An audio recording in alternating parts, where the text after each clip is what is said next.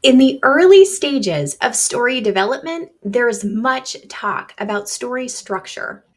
Story structure is the framework around your literary jigsaw puzzle, the order into which you organize the events in your story to create a beginning, a middle, and an end. And there are lots of options for choosing a story structure that works well for you. So let's talk about some common story structures you may encounter while researching storytelling techniques. Then I'll let you in on a big secret. So let's get to it. If you grew up with Pixar movies or have watched a Pixar movie with your kids, you'll recognize this story structure pretty quickly. Here's the method.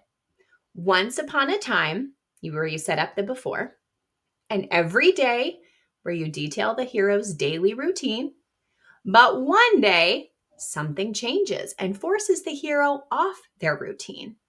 Because of that, the hero tries, fails, and tries again to get back on track until finally reach the climax, resolve the plot, the hero wins, and ever since share the after image.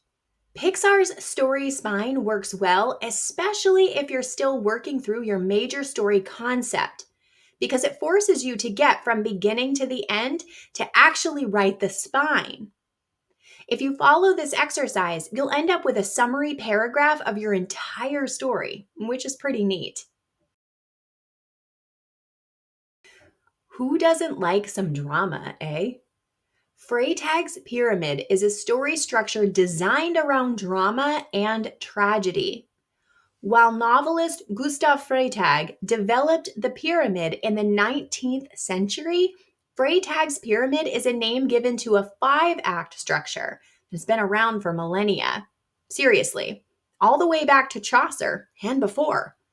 And you'll probably recognize it from a high school English class. You can use Freytag's pyramid to outline your story from beginning to end, which is helpful when you need to write a synopsis. And if you're stuck in your writing a synopsis can get you unstuck. The Fican Curve encourages you to get to the action right away and skips over the exposition that front loads many stories. But readers still get that exposition. It's just peppered into the narrative between events. If you're familiar with the what if method of storytelling, in which you put your hero in a predicament and then continue the story with a series of what if events, you've basically come to the Fican Curve in a roundabout way. Because of the focus on action, many novels follow a Fican Curve model, including science fiction stories and thrillers. The hero's journey is well known to novelists who champion the good guys. I mean, who doesn't love a true hero or anti hero? The hero's journey dates back centuries in literature and mythology and has helped countless writers create compelling stories based on transformative journeys. Well known sagas like The Lord of the Rings and Game of Thrones to cinematic masterpieces from E.T. to Rocky, the hero's journey celebrates the trials and triumphs of the human condition when faced with extraordinary circumstances. The 7 point structure is another well known storytelling method and includes, you guessed it, 7 points. It starts with a hook, has plot and pinch points to make up the middle, and ends with the resolution.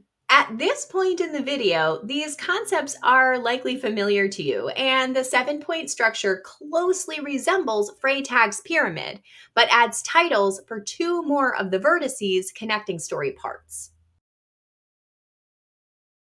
What I appreciate most about Harmon's story circle is that, like the hero's journey, it celebrates the cyclical nature of change and growth and doesn't include the pressure of being heroic. Harmon's story circle is adaptable for real people in real situations and is widely used, even when authors don't realize they're using it. For those interested in movies and screenplay writing, Save the Cat is a familiar bookshelf favorite. And Jessica Brody took Blake Snyder's screenplay writing playbook and adapted it for novels in Save the Cat Writes a Novel. The Save the Cat beat sheet outlines specific scenes or sets of scenes to hit as you write your novel. When it comes to constructing a story from the bottom up, using the Save the Cat method may save you both time and frustration because it takes the guesswork out of knowing what goes where. Now, are you ready for the secret? As you watched this video, you probably noted some differences and similarities between these 7 structural methods. But you know what? They all fit within the 3-act structure. Every single one of them. The various parts of any one story structure may use different language. Some include more detail than others, but most stories follow the 3-act structure even if you don't realize it. The 3-act structure is the basis on which most story structures are constructed. If you're worried about getting story structure just right, don't waste energy determining whether you have all of the elements of any specific structure. Instead, ask yourself 2 questions. Does my story have a beginning, a middle, and an end? Does my story have a catalyst, a midpoint, and a climax? If the answers to both are yes, you have a story, even if that story is unrefined. If the answer to either question is no, you don't have a story. Which of these structures seems to fit your story the most? Let me know in the comments. And also let me know if you have a specific topic or question you'd like me to cover in the future. And don't forget to like, subscribe, and share if you found this video helpful. Happy writing!